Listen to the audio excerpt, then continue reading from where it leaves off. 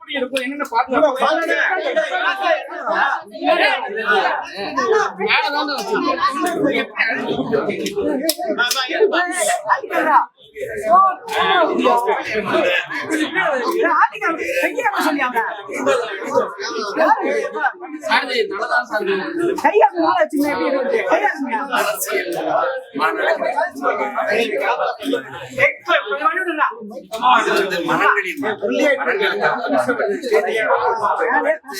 மலைகளின் மாநாடு, அப்புறம் தண்ணீரின் மாநாடு. இது ஒவ்வொரு மாசமா நடக்கும். முதல்ல கால்நடைனா என்ன நீங்க ஒண்ணு காமிச்சுக்கலாம்.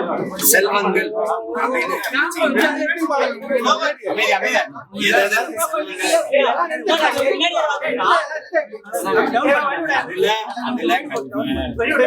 செல்வங்கள், தானியங்கள், கால்நடை இதெல்லாம் அந்த கால்நடை செல்வங்களை பார்த்து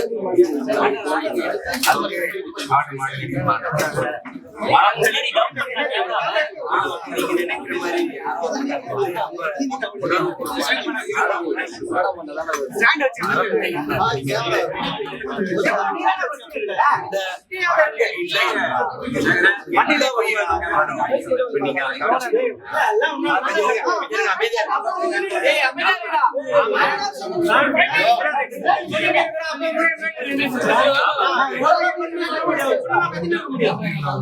கொஞ்சம் பேடி போயிடலானே, கொஞ்சம் பேடி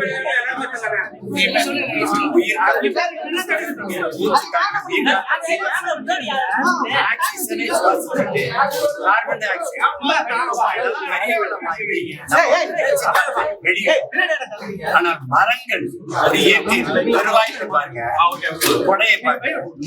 மரங்களுக்கு இந்த காட்சி காற்றை சுவாசிச்சு தூய காற்றை வெளியிடு, காற்றை வெளியிடு, ஆக்சிஜனை வெளியிடு. இந்த இந்த சமநிலை இல்லைன்னா எந்த உயிரினமும் மனிதன் மட்டும் இல்ல எந்த உயிரினமும் இருக்க முடியாது. அப்படின்னா மரம் மரமா நம்ம உயிரான்னு நீங்க பாக்கணும். இப்ப வந்து நம்ம சுவாசிக்கிற மூச்சு காற்றை அவன் தான் அத மூச்சு காற்றா மாத்தி தர்றான். அப்ப மரம்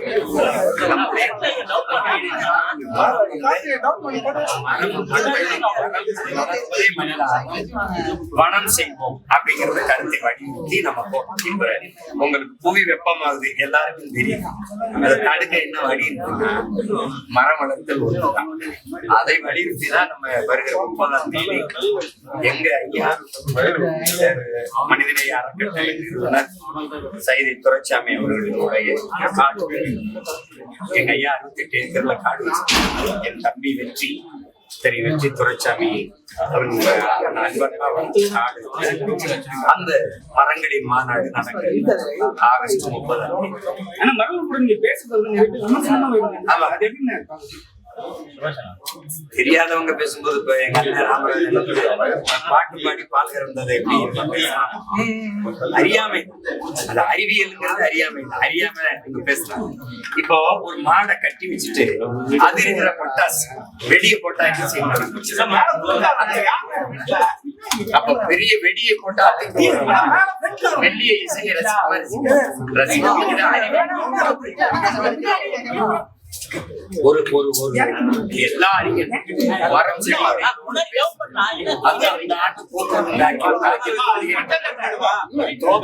நிறைய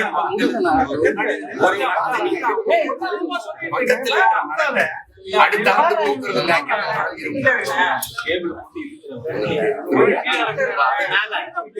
தொட்டா செடி தொட்டா ஏன்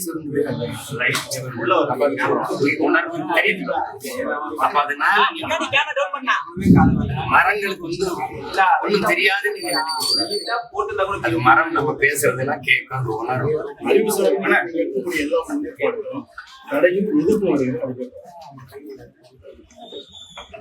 ஒரு என்ன செய்யுதுன்னா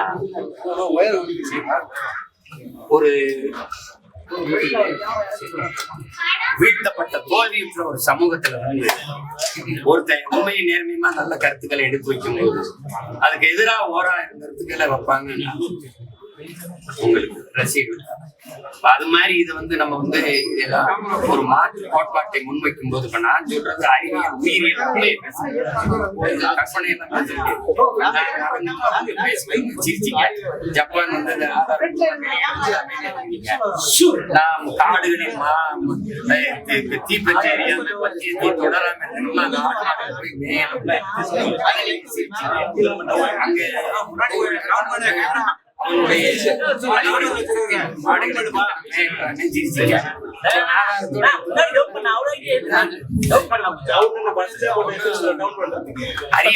தொடராம நீங்க கற்பிக்கலாம். பொறாமையில இருக்கிறவனுக்கு என்ன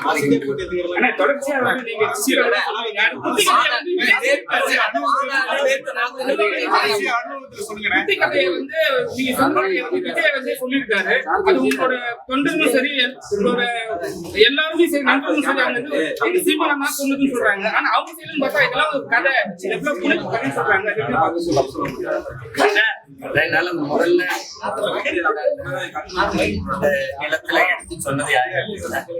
நான் 2021 தேர்தல்ல வாக்கு சேகரிக்கும் போது ஒரு நேர்மையான உண்மையான தேர்வு செய்யுங்கன்னு நான் அந்த கதையை சொல்றேன்.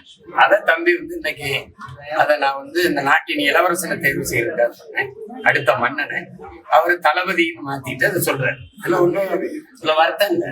அது ஒன்றிலிருந்து ஒன்று கட்டுறதை நான் எங்கேயோ கட்டுறது நான் சொல்றேன். அவர் இதை கட்டுறது அண்ணன் கட்டுறது தம்பி இன்னொரு இடத்துல சொல்றாரு. தவறு. அரசியல் அனுபவத்துல சொல்லுங்க, மாநாட்டுக்கு கூடுற கூட்டம்லாம் ஓட்டா வருமா? சிரஞ்சீவி மாநாடு கூட்டினாரு, பெரிய இதோட லட்சக்கணக்கான விஜய் கலந்துட்டாங்க. தாவேகா மாநாட்டு கூட்டம் இருக்கீங்க. அப்புறம் அவர் தெளிவா சொல்லிட்டாரு, திமுக தான் போட்டி, யாரு உங்களை போட்டியில் சேர்க்க முடியாது.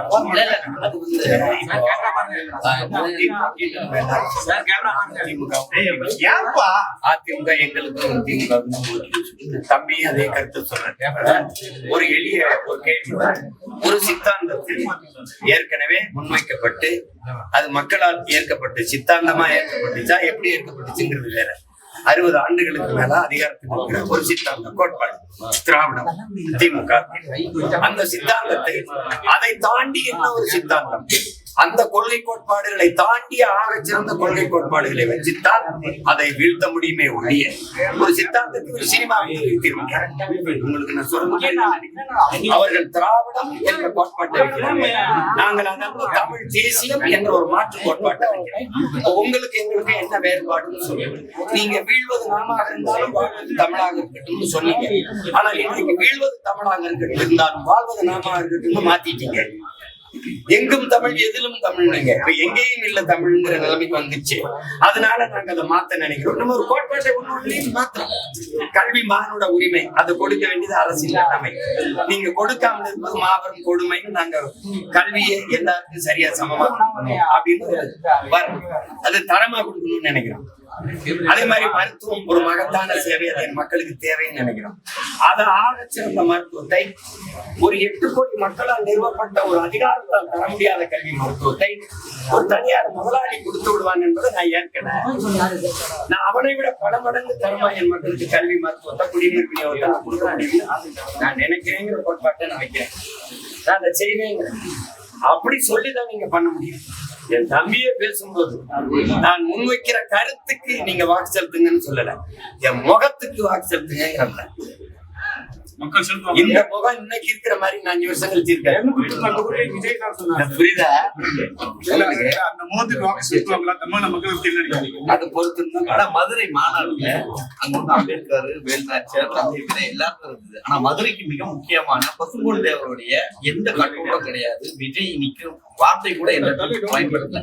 இதை எப்படி பாக்குறீங்க? மிக முக்கியமான மதுரையில பசும்பொன் தேவரையா தம்பியை பொறுத்த வரைக்கும் நீங்க நான் என்ன பாக்குறேன்னா ஒரு 1/2 மணி நேரம் உரை ஒரு மாநாட்டுல ஒரு இனத்தை வழிநடத்தி அதிகாரத்தை வரணும்னு நினைக்கிற ஒரு தலைவன் ஒரு மாநாட்டுக்குன்னு ஒரு உரை தேவை. அதுல கடந்த முறை நீங்க கொள்கை வழிகாட்டியா சொன்ன யாரையும் இந்த வாட்டி பேசல. அது விட்டுட்டு திடீர்னு பேருங்கிற அண்ணாவையும் பெருந்தகை எம்ஜிஆர் அவர்களையும் இருக்கு. ஒருத்தர் ஒரு கட்சியை தொடங்கினவர், இன்னொருத்தர் இன்னொரு கட்சியை தொடங்கினவர். எந்த கட்சியை ஒழிக்கணும்னு என் தம்பி சொல்றாரு, அந்த கட்சியை தொடங்கின பெருமானே அவர் தான், அண்ணா அவர்கள் தான். அப்ப அவர் வழியில போய் அவர் கட்சியை ஒழிக்கிறதுங்கிறது அது அடிப்படையை வேடிக்கை இருக்கு. ரெண்டாவது மதுரை அப்படின்னாவே பாருங்க, ஒண்ணு மீனாட்சி அம்மன் கோயில், வைகை, அப்புறம் நாங்க இப்ப ஜிகிர்தண்டா, ராஜி இட்லி கடையெல்லாம் அதெல்லாம் அடையாளம். மதுரைன்னா தேடி அதுக்கு சொல்லணும். அதை எம்ஜிஆர் யாரு தெரியுமா? உங்களுக்கு எம்ஜிஆர் யாரு தெரியுமா? அவர் விருதில்ல அவர் அப்பதான் தெரிஞ்சுக்கிறாரு எம்ஜிஆர் யாரு தெரியுதா? எங்க அண்ணன் விஜயகாந்த் தெரியுதாரு. நான் என்ன கேட்கிறேன், அவர் கட்சி ஆரம்பிச்சாப்ல